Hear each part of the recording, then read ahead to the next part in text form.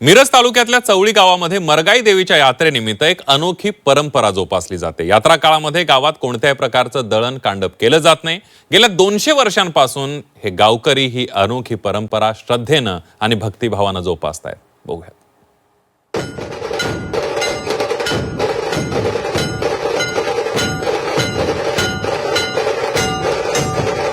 महाराष्ट्रात प्रसिद्ध असलेलं मिरज तालुक्यातल्या बेडक गावचं ग्रामदैवत मरगाई देवी। सध्या देवीची यात्रा सुरू झाली आहे। या यात्रेच्या दरम्यान गावात एक अनोखी अशी परंपरा जोपासली जाते।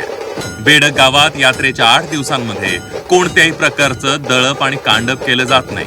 त्यासोबतच विहिरींवरील मोटर सुद्धा बंद ठेवल्या जातात। एवढंच नाही तर गावात चक्राकार आकाराचे कोणतेही पदार्थ या यात्रेच्या काळात बनवले जात नाहीत। जवळपास 200 वर्षांपासून गावकरी ही परंपरा जोपासतात। या यात्रेचे जी काय सुरुवात आहे ती पाडव्यापासून सुरुवात होते। पाडव्यापासून ते यात्रेचा मुख्य दिवस जो काय 5 दिवसाचा मध्यंतरीचा गॅप असतो। या गॅपमध्ये या गावाची 200-250 वर्षापासून जी काय परंपरा आहे ती अशी आहे की या गावामध्ये गिरणीचं जातं अथवा विहिरीची मोठ डंक याची चक्र फिरली जात नाहीत। त्यामुळे या गावामध्ये जे काय दळण कांडप आहे ते अगोदरच पाडव्याच्या अगोदर त्याचा साठा करून घेतला जातो। या यात्रेचे वैशिष्ट्य म्हणजे गुढीपाडव्यापासून यात्रा होईपर्यंत बेडक गावातील पिठाची गिरणी व डंक मशीन बंद ठेवले जाते व त्याआधी पाडव्याच्या आधी महिला वर्ग मिरची कांदे दळून व धान्य दळून आधी ठेवतात। या यात्रेतलं आणखी एक वैशिष्ट्य म्हणजे या यात्रेचं मुख्य आकर्षण असतं त्राटकी सोंग।